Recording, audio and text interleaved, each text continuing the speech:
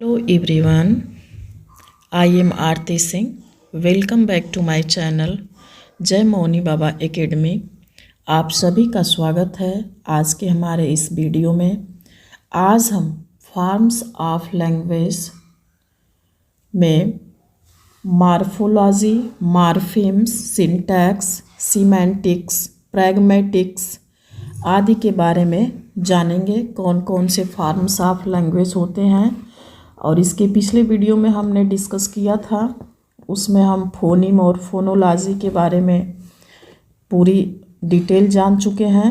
ये video CTET, KVS के लिए बहुत ही DSSB जितने भी ऐसे एग्ज़ाम जिसमें लैंग्वेज पेडागोजी पूछी जाती है उन सभी एग्ज़ाम के लिए ये बहुत इम्पॉर्टेंट है। चलिए बिना देर किए हम स्टार्ट करते हैं। देखिए, सेकेंड हमारा फॉर्म्स ऑफ लैंग्वेज है मॉर्फोलॉजी। मॉर्फोलॉजी मॉर्फोलॉजी क्या होता है? Morphology is the branch of linguistics that studies the structure of words. अब देखिए, मॉर्फोलॉजी क्या होता है?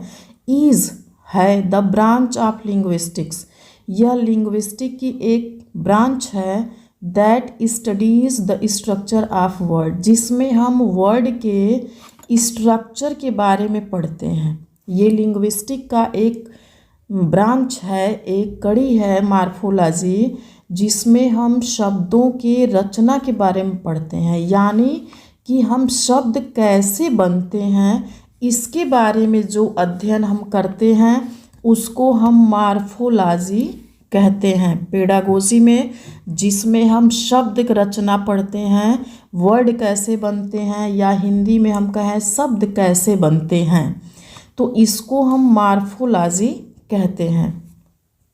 अब देखिए मॉर्फोलॉजी। अब अगला है मॉर्फेम्स। मॉर्फोलॉजी में ही मॉर्फेम्स है। A morpheme is the smallest meaningful unit in a language. अब मॉर्फेम क्या है? एक मॉर्फेम इज मीन्स है द स्मॉलेस्ट सबसे छोटा, मीनिंगफुल यूनिट सबसे छोटा यूनिट जो मीनिंगफुल हो, जो अर्थपूर्ण हो, इन ए लैंग्वेज, लैंग्वेज में। अब आप देखिए मॉर्फोलॉजी में हम देखे हैं कि शब्द कैसे बनते हैं, तो शब्द हमारा क्या है? एक स्मॉलेस्ट यूनिट है जो कि मीनिंगफुल अर्थ देता है लैंग्वेज में, तो उसे हम मॉर्फेम कहते हैं। अब मॉर्फेम क्या होता है? Smallest meaningful combinations of sounds. हमारे साउंड्स के कॉम्बिनेशन से जो मीनिंगफुल वर्ड होते हैं उसको हम मॉर्फेम कहते हैं। देखिए कैसे होते हैं एग्जाम्पल। जैसे मान लीजिए लिखा है अनकाइंडनेस, अनकाइंडनेस। अब इसमें हमारा जो UN है, UN अन, अब ये क्या है हमारा? ये प्रेफिक्स है। प्रेफिक्स मीन्स उपसर्ग। हिंदी में आप लोग उपसर्ग प्रत्यय पढ़े होंगे, तो सेम वैसे ही इंग्लिश में भी होता है। तो अन, UN प्रेफिक्स है, उपसर्ग। और जो ये लास्ट में है NESS, या नेस, नेस होता है सफिक्स। सफिक्स क्या होता है? प्रत्यय। और ये जो काइंड है, ये जो है हमारा रूट वर्ड है, यानी मूल शब्द है। काइंड, काइंड मीन्स क्या होगा? दयालु। अब यहाँ पर अन लग गया और नेस लग गया, तो इसका अर्थ क्या हो गया? चेंज हो गया। तो ये जो अन है ना, ये सबसे छोटी यूनिट, लेकिन इसने क्या किया? इसके अर्थ को क्या किया? चेंज कर दिया। तो ये अन हमारा क्या होगा? मॉर्फेम होगा, मॉर्फेम। अब मॉर्फोलॉजी क्या है? मॉर्फोलॉजी जिसमें हम शब्द रचना के बारे में पढ़ते हैं, शब्द कैसे बनते हैं। और मॉर्फेम क्या होता है? सबसे छोटी यूनिट जो मीनिंगफुल हो, जो मीनिंगफुल हो उसे हम मॉर्फेम कहते हैं। अब अगला देखिए, अगला हमारा है सिंटैक्स। अब सिंटैक्स कितने लोगों ने इसका नाम भी सुना होगा, ये इंटरमीडिएट के ग्रामर में भी आपको पढ़ना होता है सिंटैक्स। सिंटैक्स में क्या है, study how to make sentence और study how to make sentence. Syntax में इसकी हिंदी होती है वाक्य विन्यास, यानी वाक्य की संरचना कैसे होती है, वाक्य विन्यास। Study how to make sentence, एक सेंटेंस कैसे बनाया जाता है इसका अध्ययन जो करता है उसको हम सिंटैक्स कहते हैं। Study how to make sentence, इसका अध्ययन करने वाले को सिंटैक्स कहते हैं। एक दूसरे शब्दों में समझ लीजिए, अरेंजमेंट ऑफ वर्ड्स, शब्दों का अरेंजमेंट। जैसे हम सेंटेंस बनाते हैं तो शब्द कैसे रखते हैं, शब्दों को ग्रामेटिकली अरेंज करना, मतलब जो हमारे सेंटेंस होते हैं वो ग्रामर के हिसाब से हैं या नहीं, ये चीज़ सिंटैक्स में देखा जाता है। और हमें कैसे यूज़ करना है ये हम सिंटैक्स में सीखते हैं। अब देखिए ग्रामेटिकली यूज़ क्या है, जैसे मान लीजिए इंग्लिश है, अभी हम इंग्लिश पेडागोजी पढ़ रहे हैं, तो इंग्लिश पेडागोजी में हमारा सबसे पहले क्या आता है, सब्जेक्ट आता है, फिर वर्ब आता है, फिर ऑब्जेक्ट आता है। जैसे ही रीड्स द बुक, अब इसमें ही हमारा सब्जेक्ट है, रीड्स हमारा वर्ब है और बुक क्या है, ऑब्जेक्ट है। ये हमारा वाक्य संरचना है। और हिंदी में क्या होता है, हिंदी में ऐसा नहीं होता है, हिंदी की वाक्य रचना अलग होती है। ये मैं समझाने के लिए आप लोगों को दोनों का कंपेयर कर रही हूँ। अब हिंदी में क्या होता है, सब्जेक्ट आता है पहले, फिर ऑब्जेक्ट आता है और वर्ब लास्ट में आता है। जैसे वह किताब पढ़ता है, तो अब इसमें वह हमारा सब्जेक्ट है, किताब हमारा ऑब्जेक्ट है और पढ़ता है क्या है, वर्ब है। तो हिंदी और इंग्लिश की जो सेंटेंस की संरचना है वो अलग अलग होती है। तो सिंटैक्स में हम यही देखते हैं कि कैसे सेंटेंस को बनाते हैं, कैसे अरेंजमेंट, कैसे शब्दों को हम रखते हैं।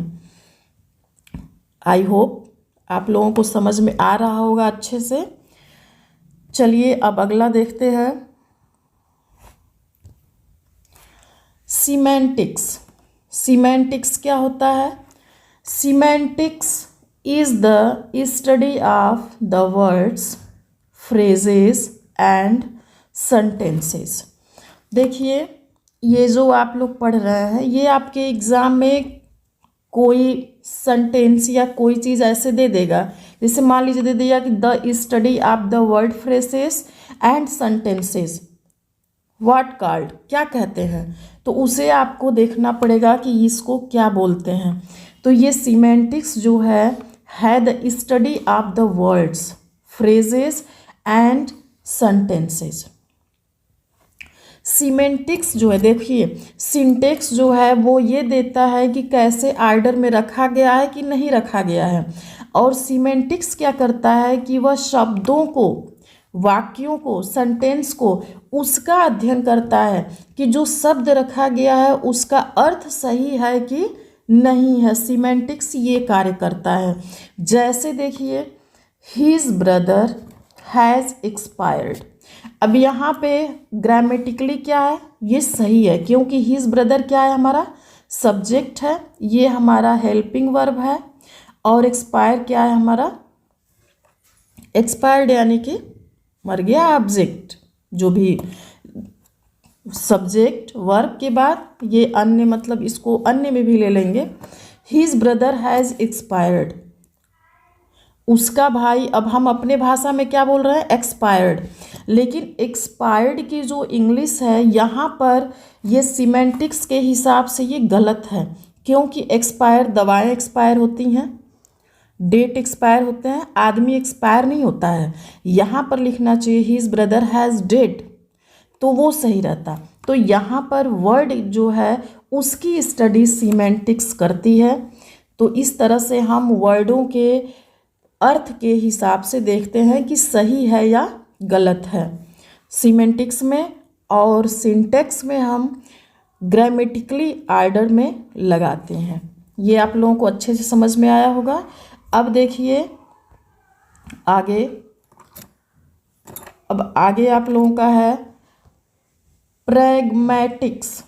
प्रैग्मैटिक्स क्या है?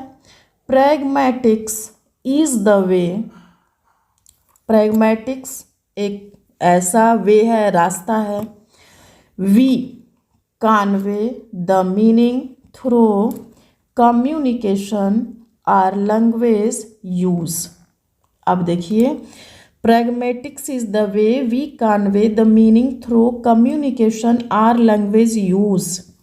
अब यहाँ पर प्रैग्मेटिक्स में हम जो है कम्युनिकेट करते हैं, यानी कि कम्युनिकेशन बातचीत करते हैं और ये देखते हैं कि कैसे हम इसका यूज़ कर सकते हैं, लैंग्वेज यूज कैसे करना है, ये चीज़ हम प्रैग्मेटिक्स में देखते हैं। ये फॉर्म्स ऑफ लैंग्वेज है प्रैग्मेटिक्स, और इसमें हम लैंग्वेज को कैसे यूज़ करते हैं, बोलचाल की भाषा में कम्युनिकेट कैसे करते हैं, इसका अध्ययन हम करते हैं, उसको हम कहते हैं प्रैग्मेटिक्स।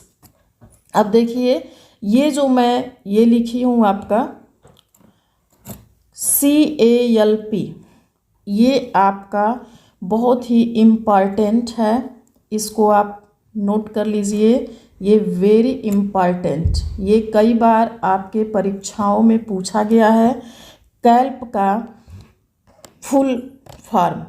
और कभी कभी ऐसे पूछा गया है कि CALP और फिर C के जगह रिक्त स्थान दिया, फिर एकेडमिक लैंग्वेज, या फिर इसमें से कोई भी छोड़ देगा और आपको देगा कि इसमें लिखिए। तो CALP का फुल फॉर्म होगा cognitive academic language proficiency, proficiency, ये आपका फुल फॉर्म कैल्प का होगा। तो आई होप आप लोगों को समझ में आया होगा। आज हम मॉर्फोलॉजी, मॉर्फेम्स, सिंटैक्स, सीमेंटिक्स और प्रैग्मेटिक्स के बारे में जाने। अभी और जो बाकी है अगले वीडियो में हम फिर देखेंगे। मेरे प्यारे बच्चों, भाई बहनों, साथियों, जो भी हों, यदि वीडियो आप लोगों को अच्छी लगी हो तो वीडियो को लाइक और शेयर ज़रूर करिएगा, चैनल को सब्सक्राइब कर लीजिएगा, बेल आइकन को प्रेस करिएगा ताकि ऐसे ही वीडियो आपको मिलते रहें। तब तक के लिए धन्यवाद। Thank you.